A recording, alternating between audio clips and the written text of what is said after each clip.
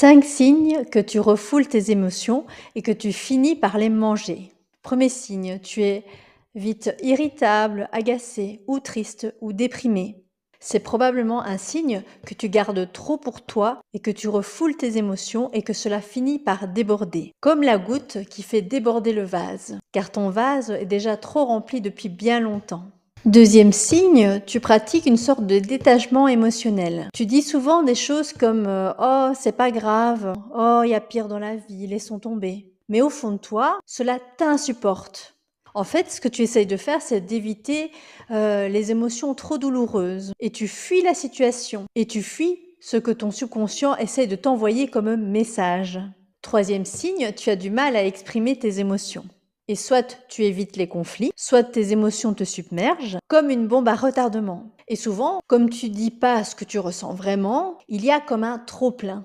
Et à un moment donné, tu réagis tellement fortement que ton entourage ne comprend pas ta réaction. Et à ce moment-là, le seul moyen pour toi est de communiquer à travers la colère. Quatrième signe, tu as des symptômes physiques. Tu as des problèmes de sommeil, tu as des problèmes de digestion, comme par exemple des brûlures à l'estomac qui ne partent jamais, de la constipation, des diarrhées. Tu as également des douleurs musculaires, des tensions musculaires. Tu as également des maux de tête. C'est à nouveau ton corps qui essaye de t'envoyer des messages. Comme les émotions, les sentiments ne suffisent plus. Cinquième signe, tu souffres de burn-out et ou de fibromyalgie et ou d'anxiété. Et oui, à force d'accumuler toutes ces émotions, de ne pas avoir écouté ton corps, tu en es arrivé là. Alors je vais te poser une question. Est-ce que tu dois attendre d'en arriver là pour enfin apprendre à écouter tes émotions? Et ce qui est intéressant, c'est de savoir qu'avec l'alimentation émotionnelle, pendant tous ces 5 signes, tu as tenté d'anesthésier ces émotions,